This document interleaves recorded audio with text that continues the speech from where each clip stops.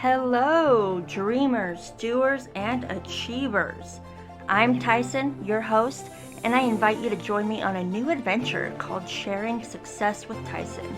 Each week, we dive into the most inspiring stories of individuals who have transformed their dreams into reality. From the entrepreneurs who started from nothing to the artists who see the world differently, we share the journeys that inspire and motivate. Whether you're looking to ignite a long held passion or find encouragement in your daily grind, Sharing Success with Tyson is your weekly dose of motivation. Together, let's redefine success and achieve the extraordinary. Hello, everybody. Welcome to Sharing Success, Season 1, Episode 9. It is crazy that we're already on Episode 9. Our guest today is awesome. Her name is Connie Romero, and Coach Connie Romero. She is the founder and CEO of Creating Greatness. Connie is on a mission to help business owners and women live life to its fullest potential. With a passion to make the world a better place and serving as a beacon of hope, she invites you to step into your power. She is obsessed with personal growth and development, and she has been educating, motivating, and guiding professionals now for over 15 years. Her compassionate and energetic approach is rooted in clarity, focus, and accountability.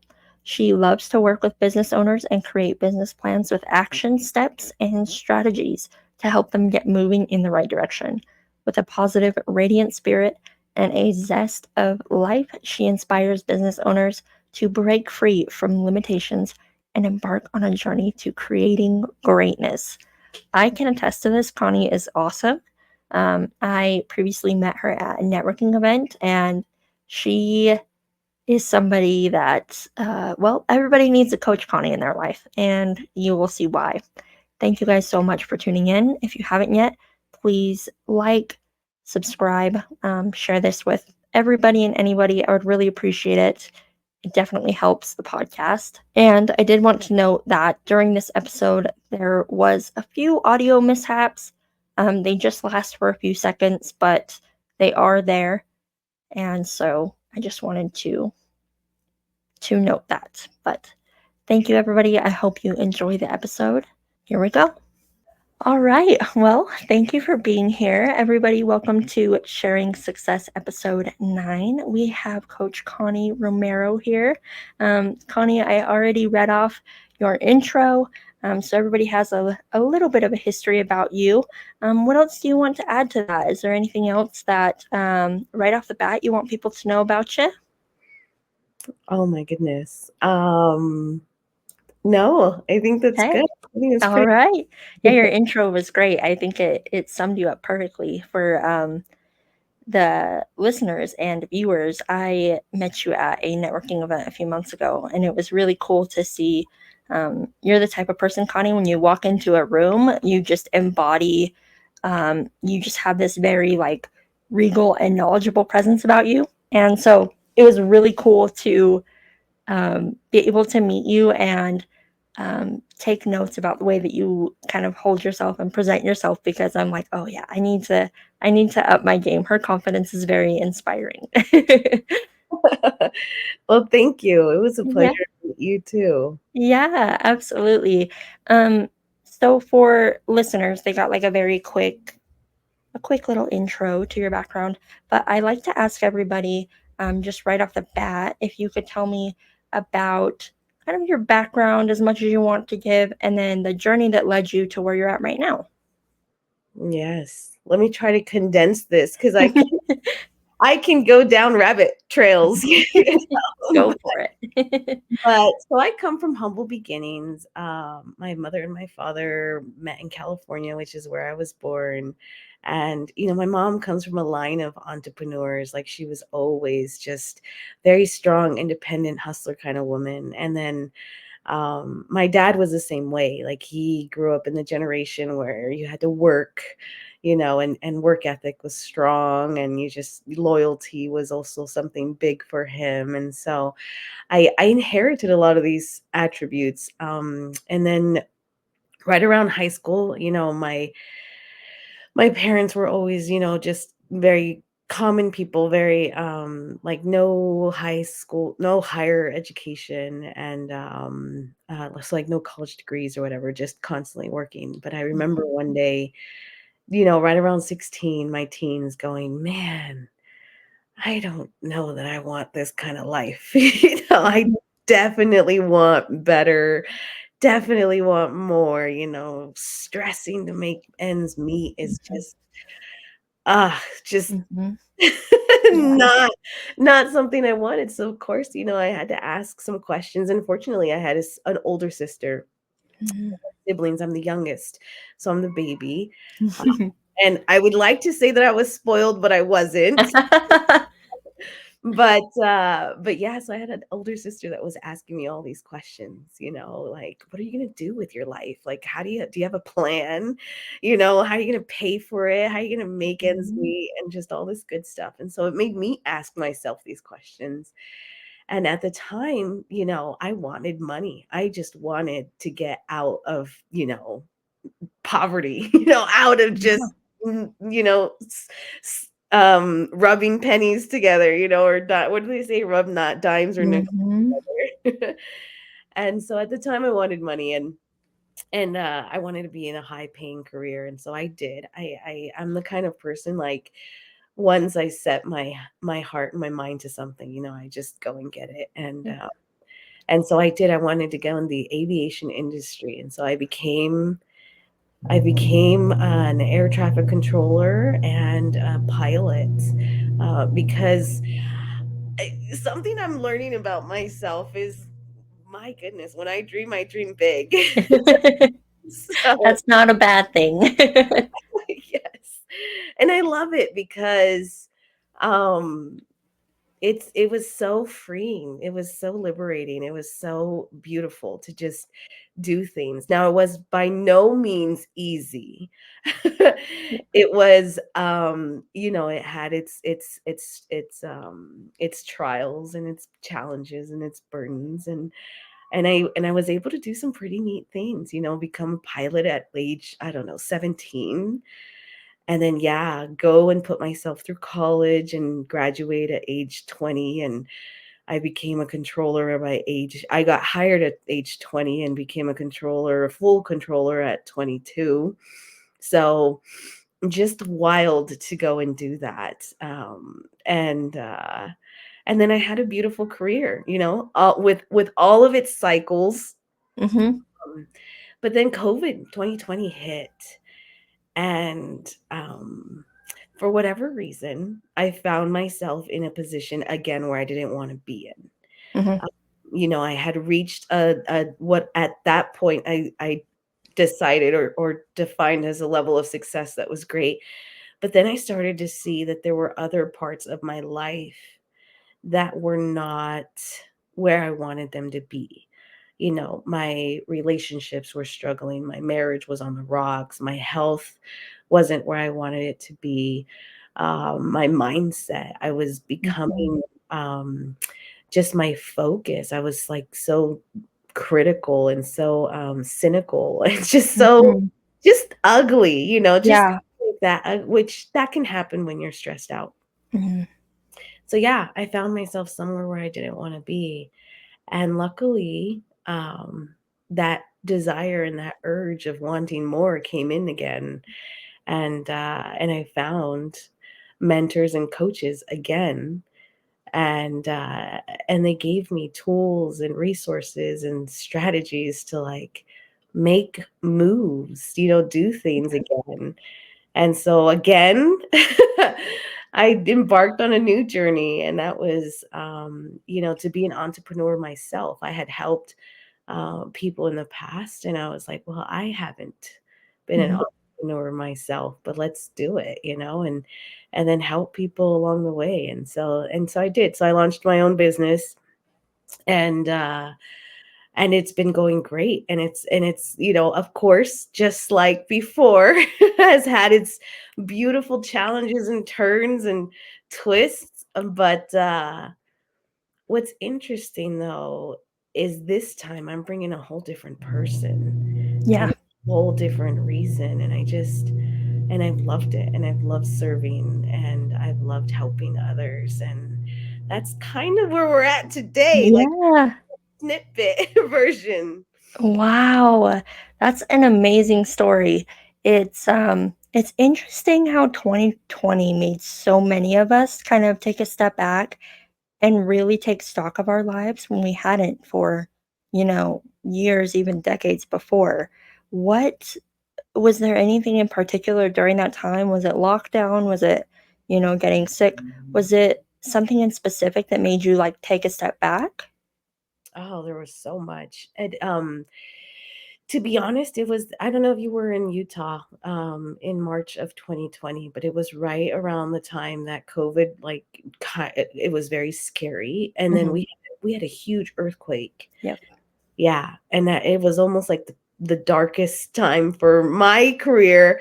Not my doing, kind of out of my control, but I was at the airport when the earthquake hit, and you could imagine I was at the Salt Lake City airport in the tower. And so you can imagine an earthquake, everything that goes involved in that, suspending travel in airplanes, and just the aftermath and the chaos and the panic and the stress and the fear, Mhm. on top of people being afraid about COVID-19, like on top of Yeah. not wanting to be close to people, and just so yes, it was certainly a rude awakening as far as our leadership and our management team, and the Yeah. things that they did and the things that they didn't. And then I remember myself and a couple other people sorting things out and figuring it out and going forward. And that, of course, months later, when everybody was asking, who did all this, and who made all of it, like, what, how did this happen? Of course, the absent management team that was not there, took all the credit and glory. And I just remember sitting going, wow, like I remember what we had to do, and the things we did. And um, just the insult Yeah. and the someone taking all the credit and glory, just that was like the thing that pushed me over the edge. Yeah. Yeah. Did it give you some insight into your leadership capability? And, did it give you that confidence where you were like, "Wait, I'm already leading anyways. Why don't I just kind of go off and be my own leader?" Yes. So I've naturally always done that. And so, yes, was that a little bit of a shakeup for myself? I always say, like, I literally got shaken up in 2020 in more ways than one Yeah. with the earthquake. But yes, just seeing that it's time to just, be that leader and help others. And then it just comes so natural. So why not? Yeah. Yeah. I think being able to recognize and hone in on your strengths is like a gift in and of itself because so many people go throughout their life and they don't realize like that they're so good at certain things. Of course, as an outsider looking in, right? You can look at somebody and be like, "Oh, you're great at this, this, this." But for somebody to be introspective enough to be like, "No, I have a real gift here and that's what I can offer the world." I think that's a big accomplishment. So I think that's awesome that you kind of recognize that in so many aspects of your life, right? Like when you were young and you got into aviation throughout your career, and then when you decided to switch it up, you were like, "Well, it's time to pivot because I know what I'm good at." I absolutely love that. You could not have said that better, because one of the things that's an area of coaching that I do when I talk to people is like, so many people don't understand or realize their strengths, or don't focus on it. Like, it's so interesting. You go into a room with people and you're like, tell me your strengths. And like, it's so much easier for people to tell you their weaknesses Yes. than tell you their strengths, because we haven't normalized it, And so, but just like you said, once you have that insight of what your strengths are and you play to them, Mhm. the whole game changes. Yeah, Absolutely. So let's get into what you do. You brought up your coaching. Tell everybody listening what you do and kind of what you help your clients with. Yes. So I serve. I just serve people that are stuck and overwhelmed, specifically in business. Whether it is they want to transition, kind of similar to me, right? Like where they Mhm. had a job and they're wanting to go off on their own and bet on themselves and create, all the ideas that they have. Or if it's people that are in business and they're just stuck with like knowing the next steps, or the right direction, or the because business, let me tell you, is fun. Mhm. But it is also hard. Yeah. Like you will go through, I mean, I'm sure or Mhm. There's um so many different buckets that your hands are in, and I think a lot of it's learning on the fly too. yes. Yeah. Mhm. Learning on the fly, and then a lot of people wing it, and so a lot of people are like, I just needed to, and it's like, okay, what kind of plant do you have? It's always my favorite. That is always my favorite, talking to business owners, and they're just like, I just started and I'm winging it and I'm figuring this out because why not, and I'll learn as I go, but I'll and so I love entrepreneurs. Like they are people after my own heart, like Mhm. but I that's what I've learned in every single stage of my life and every single stage of success.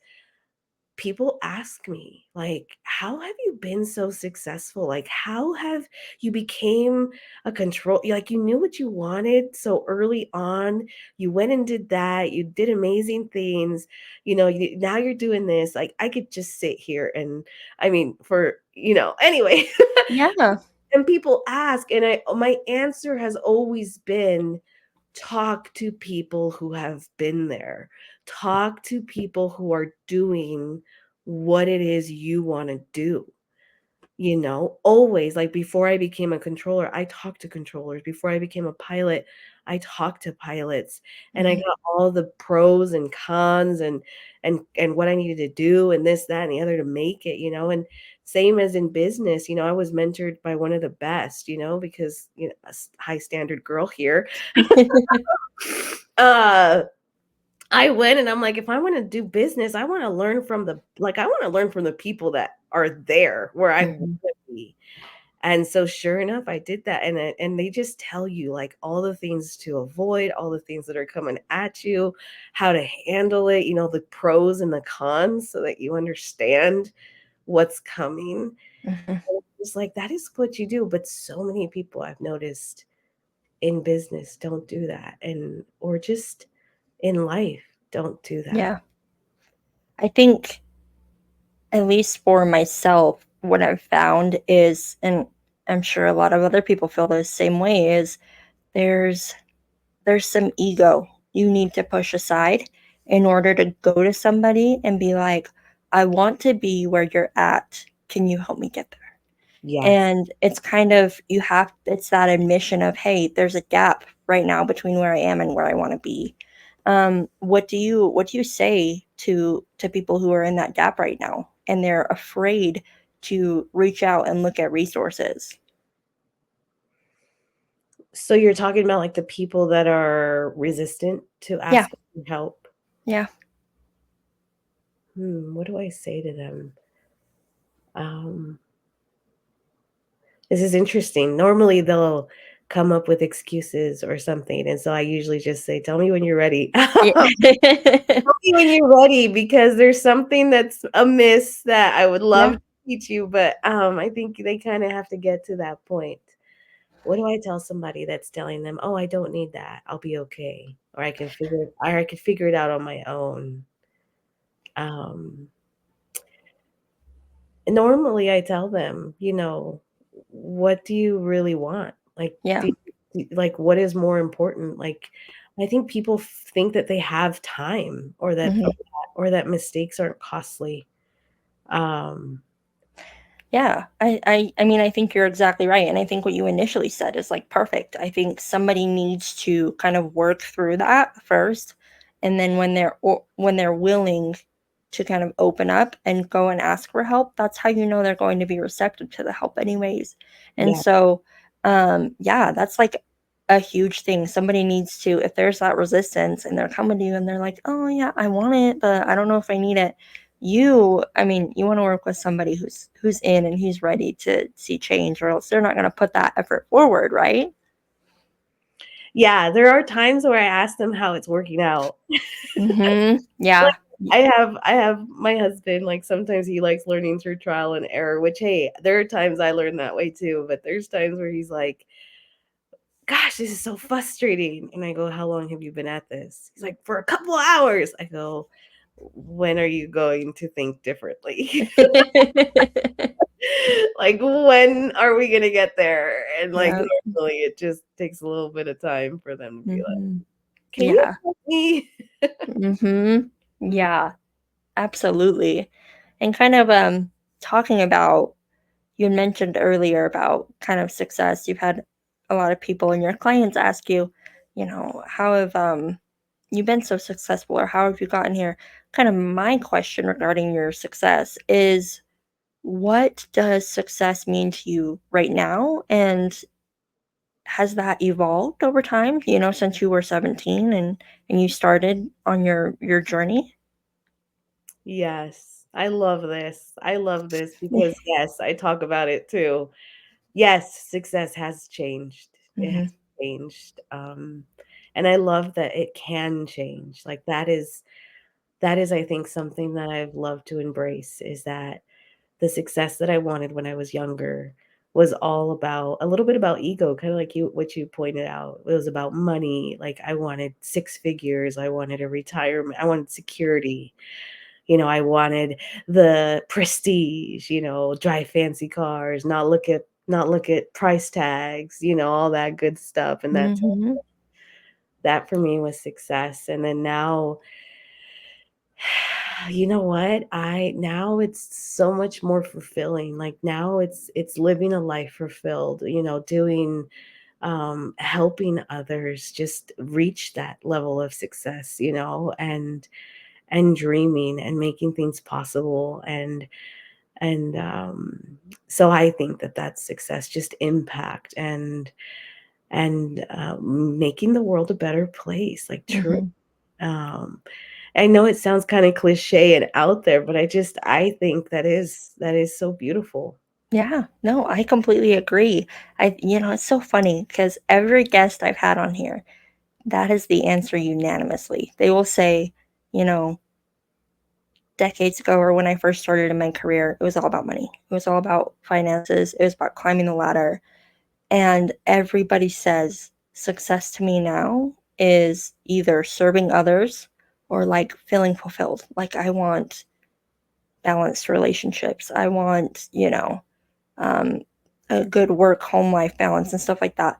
And so it's very interesting. There's a common thread how, yeah, a lot of times ego gets in the way at the beginning. And it isn't until you learn a lot that you realize kind of what really matters. So it's a very common thread I'm seeing. Which, don't get me wrong, I still like I Yeah. still like money and making money, and that's definitely a big part of it, but it's not the whole piece, Yeah. it's not the whole piece of the pie. It's like everything intertwined. Hmm. Well, and the money doesn't mean as much when you don't have people to share it with, or you don't have ways that you can put it to service, right? Um, and so there's definitely pieces of the puzzle that all come together to make that fulfillment for sure. Let's talk about what in your career. So this is your comprehensive career, right? So around 17 to now. What's the biggest challenge you faced on your path to getting where you're at? And how did you overcome that? Mm. I have to pick one, huh? You can throw a few at me. Oh my goodness. It all, I think there's a couple, but I think that if I had to pick the biggest one, it would be as the self-worth one. Mhm. The one, of just like believing in yourself and that you are worthy and that you are amazing and incredible and really just embodying that has been challenging but also so rewarding, just so beautiful. And that's, I feel like that's where it stems from. Yeah.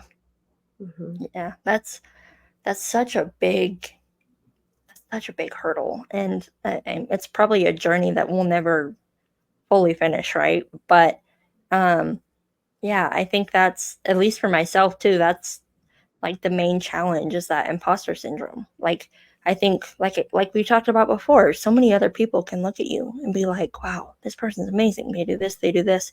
But the real challenge is looking at yourself and being like, no, like, I am that person, like, I can do that, I can be that.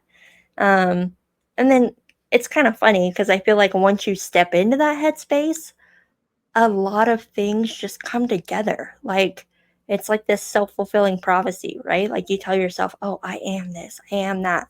And as soon as you start to like reassure yourself of that, more situations and more connections show up in your life that reaffirm like you are that person. And it's very funny how that works. Yeah. Yeah, no, I love it. Yes, that's exactly Mhm. right. Like once you, yeah, once you step into it, and that's like that's my favorite part. That's my favorite part when I empowering, other people, and when Mhm. once you see them step into their greatness, it's just, oh my gosh, I just jump for joy. I love it. I love it. So yeah, let's speak to that a little bit. In your coaching, you empower people, and you kind of help them recognize who they are. How do you do that? How do you work with your clients to help them see that? Oh my goodness. What tools do I use? I have Yeah. tons. Yeah. Give me okay, so let's do this. Could you give like a practical tool or a technique that listeners at home can maybe try to implement sometimes when they're trying to embody their best self?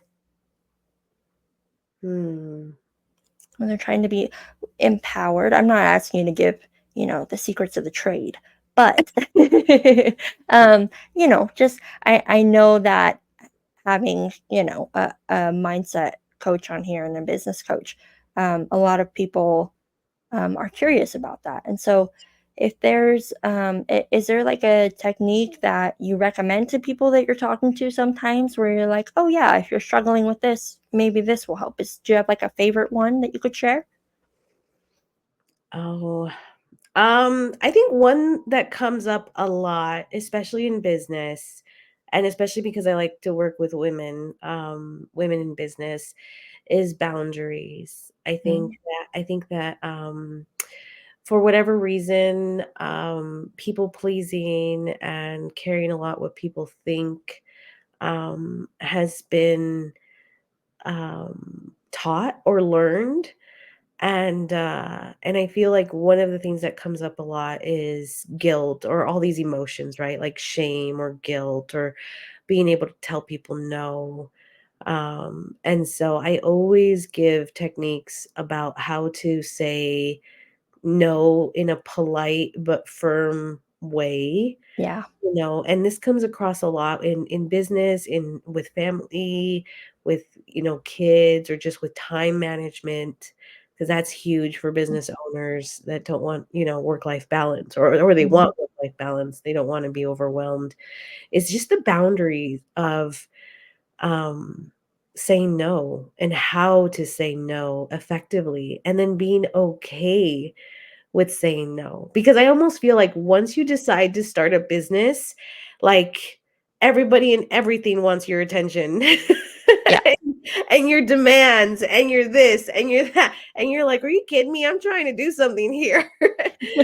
And so one of the tools I think, and that helps with self-worth, that helps with um self-confidence, is to be able to tell somebody, "You know what? This isn't serving me right now, or this isn't gonna help me, or I'm really focused on something that requires a lot of my attention, so I can't go to that event, or I can't, I really have to dedicate time for this that I'm doing right now, or, Yeah. setting boundaries just in any way. And so that is one of the tools that I teach is start sticking up for yourself, and then just Yeah. start saying no firmly but polite, Mhm. or say no with an alternative, like, "I'm really busy this week, I cannot do that. Reach out to me in 2 weeks or 3 weeks from now," or, "I'm really not interested in that right now. I have to focus, can Mhm. you, another time," or something. Yeah. Yeah, I really like that.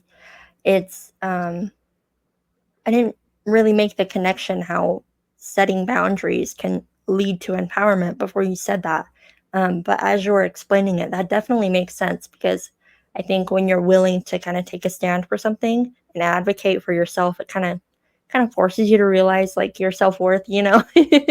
So yeah, that's really awesome. I love that. Something that I also try to ask people who I have on here because everybody is successful in their own way is I find that something that separates successful people from people who haven't reached their definition of success yet is mindset and being able to pivot with that, being able to quickly switch from, a closed mindset to a growth mindset, negative self talk to positive self talk.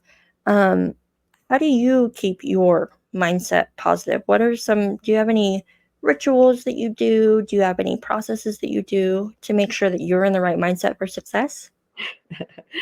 Yes. Mindset to me is almost everything. Like, it really does. Like, a lot of things stem from mindset, which is why I love being a mindset and business coach. But how do I keep the right mindset?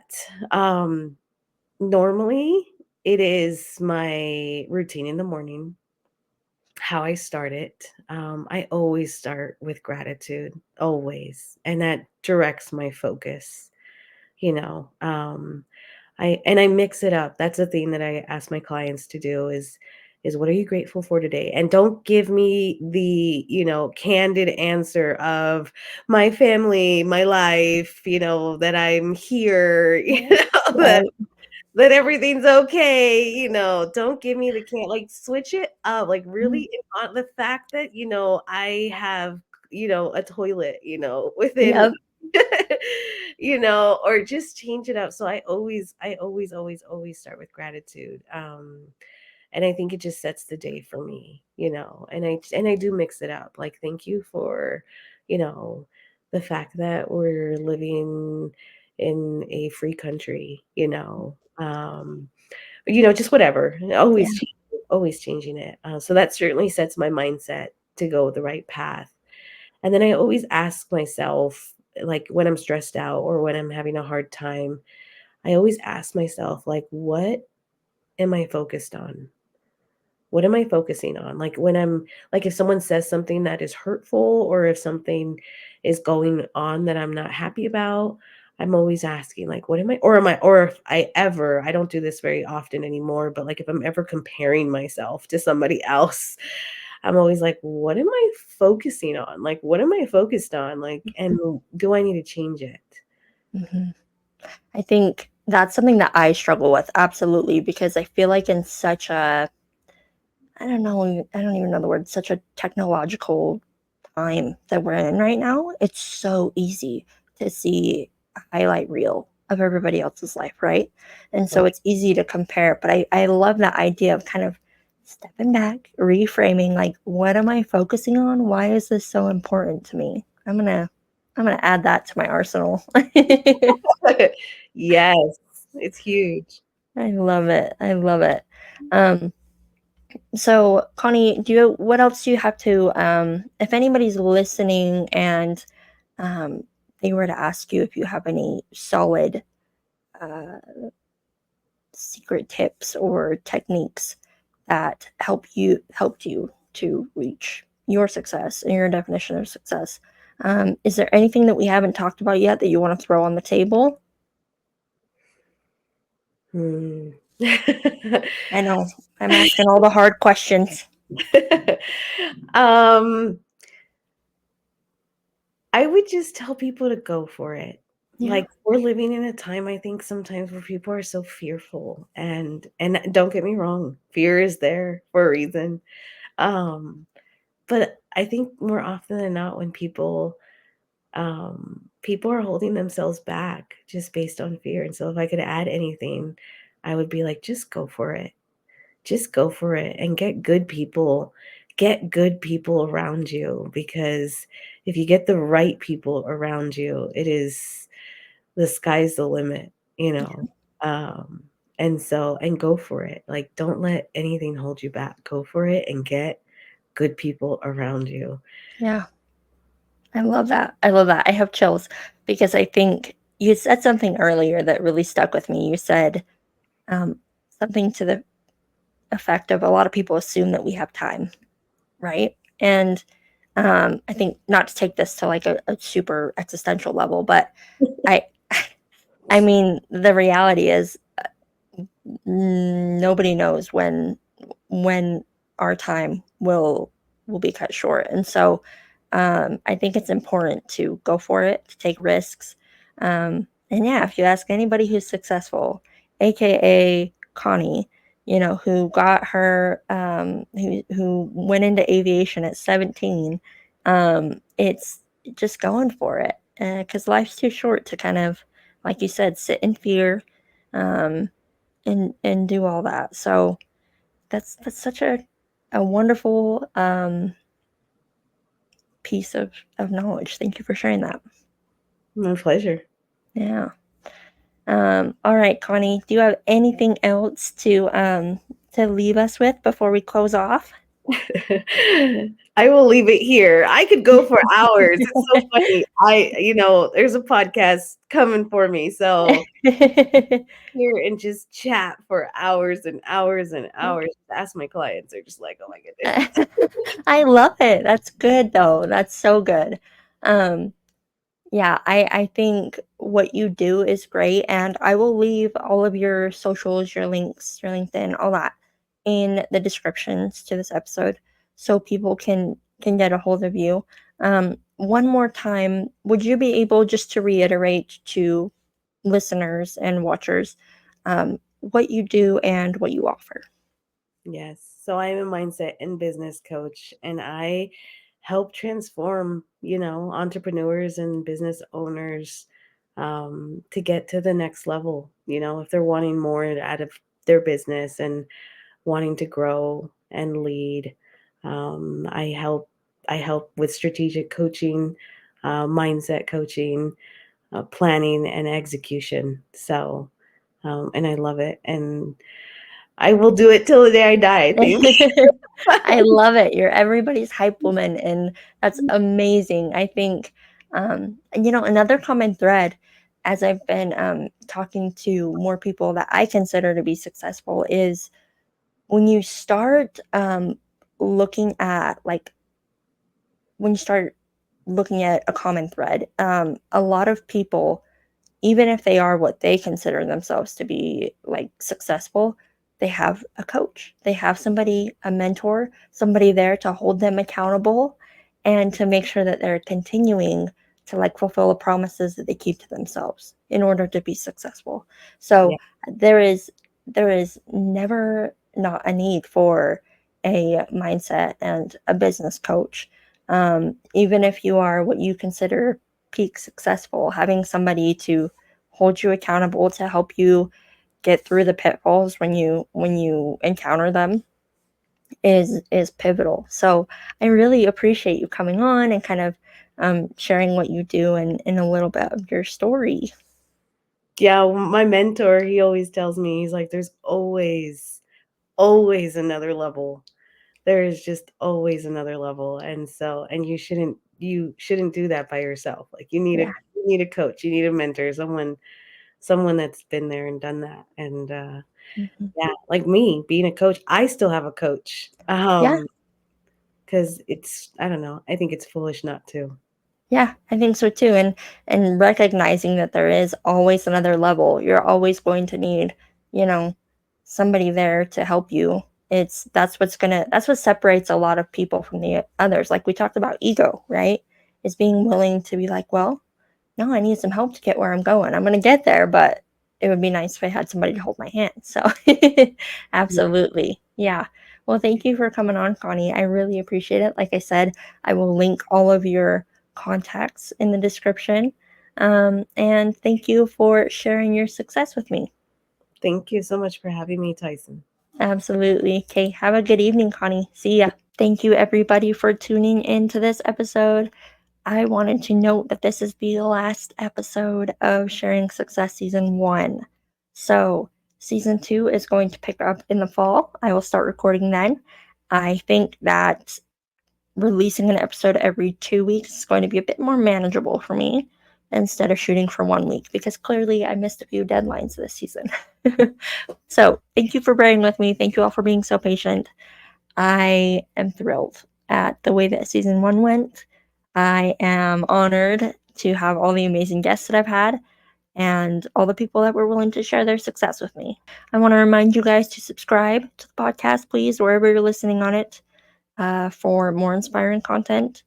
Please, please, please leave a review and share this podcast with friends, family, anybody who is about success, positive mindset, growth mindset, and would love to listen. And I will have Connie's links in the description below so you can get a hold of her. And I just want to thank you guys so much. Season 1 has been a hit, and I'm excited I started this little side quest in my life. So, thank you guys. Please remember to keep striving, keep sharing, and keep succeeding. Bye, guys.